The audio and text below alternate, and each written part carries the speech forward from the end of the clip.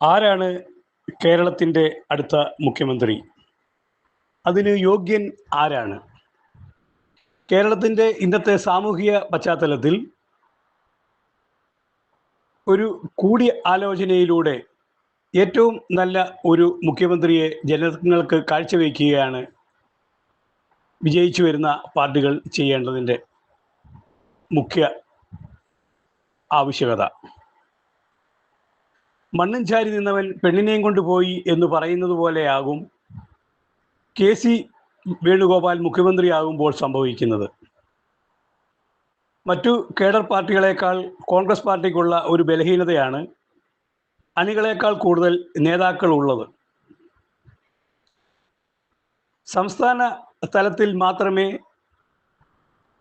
ഈ ഒരു പ്രവണത കാണാറുള്ളൂ. ഇന്ന് സംസ്ഥാനത്ത് കഴിവുള്ളവരും താല്പര്യമുള്ളവരും ആയി നേതാക്കളിൽ 1 ഡസൻ പേരോളം മുഖ്യമന്ത്രി സ്ഥാനത്തേക്ക് യോഗ്യതയുള്ളവരാണ്. അവർ ക്യൂവിലും ആണ്. ദേശീയ തലത്തിൽ ഗാന്ധി കുടുംബത്തിന് മാത്രമാണ് അവർ നിർദ്ദേശിക്കുന്ന ആളിനോ ആ കുടുംബത്തിലുള്ളവർക്കോ അധികാരം കൈയാളുവാനും സ്വപ്നം കാണുവാനും ഭാഗ്യം ലഭിക്കാറുള്ളൂ. കഴിവുകൾക്ക് അവിടെ യാതൊരുവിധ പ്രസക്തിയും ഇല്ല. പഴയതും പുതിയതുമായ നേതാക്കളിൽ മുഖ്യമന്ത്രി കസേരയ്ക്ക് അർഹതയുള്ള കേരളത്തിലെ ചിലരെ പരിചയപ്പെടുത്തട്ടെ.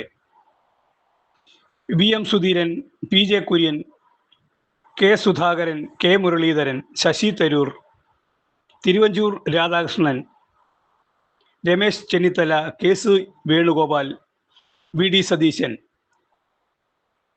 ഇതിൽ ആർക്കാണ് അർഹതയില്ലാത്തത്? എന്നാൽ കേരളത്തിലെ ഇന്നത്തെ രാഷ്ട്രീയ സാഹചര്യം അനുസരിച്ചും സീനിയോറിറ്റിയും യോഗ്യതയും ശാന്തതയും സൗമ്യതയും കാര്യപ്രാപ്തിയും ആരോപണ വിധേയനല്ലാത്തതും ഒക്കെ കണക്കിലെടുക്കുമ്പോൾ A+ കിട്ടാൻ യോഗ്യൻ രമേശ് ചെന്നിത്തല തന്നെയാണ്. കേരളത്തിലെ സാധാരണക്കാരായ ജനങ്ങൾ ആഗ്രഹിക്കുന്നതും ആ പേരാകും.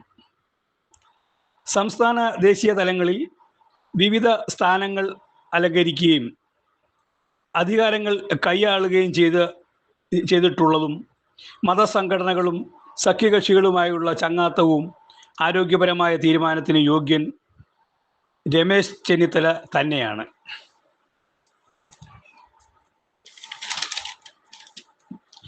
MPമാരെ MLA സ്ഥാനാർത്ഥികളായി പരിഗണിക്കാതെ നിലവിൽ MPയും ദേശീയ രാഷ്ട്രീയത്തിൽ രാഹുൽ ഗാന്ധിയുടെ വലതുകൈയുമായിരിക്കുന്ന KCയെ മുഖ്യമന്ത്രി സ്ഥാനത്തേക്ക് പരിഗണിക്കുമ്പോൾ മുൻപെടുത്ത തീരുമാനങ്ങളുടെ നട്ടെല്ലൊടിക്കുന്നതും പ്രീണനവും പക്ഷപാതപരവുമായ നിലപാടായി വ്യാഖ്യാനിക്കപ്പെടുകയും ചെയ്യുന്ന ഒരു സന്ദർഭമാവും.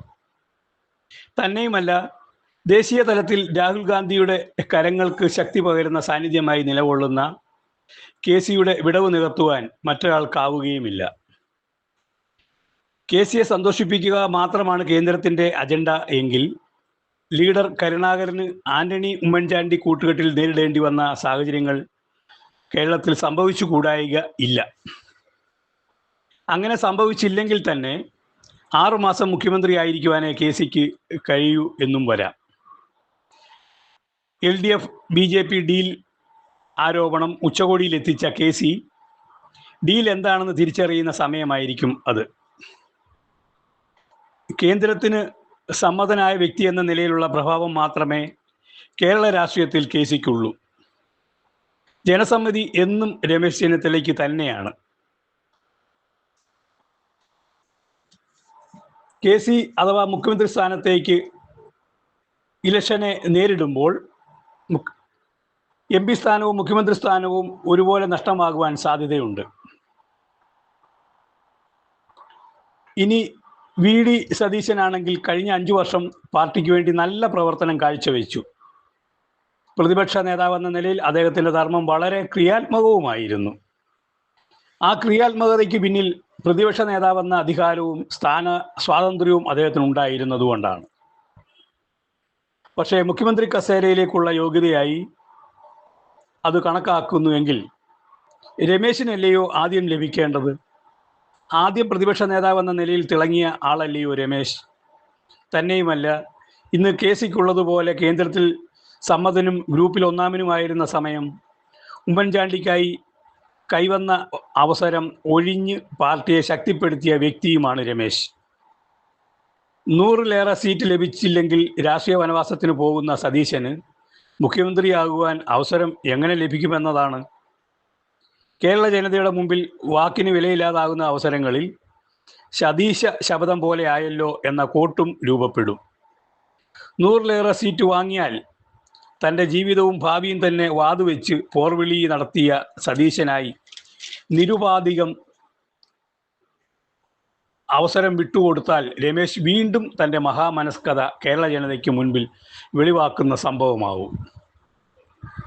കയ്യിൽ വന്നത് വിട്ടുകൊടുക്കുകയും പിന്നീട് ഉള്ള കാത്തിരിപ്പ് വിഫലമാവുകയും ചെയ്ത അധികാരമാണ് രമേശിനെ സംബന്ധിച്ചിടത്തോളം മുഖ്യമന്ത്രി കസേര. വിജയപ്രതീക്ഷയിലായിരിക്കുന്ന കോൺഗ്രസ് 5 വർഷം ഭരണം ഉറപ്പിക്കുന്നത് കേരള ജനത കാണുവാൻ ആഗ്രഹിക്കുകയാണ്. കേരള ജനതയ്ക്ക് മുൻപിൽ 5 വർഷത്തെ സദ്ഭരണം കാഴ്ചവെക്കുവാൻ കോൺഗ്രസിന് ബാധ്യതയും ഉണ്ട്.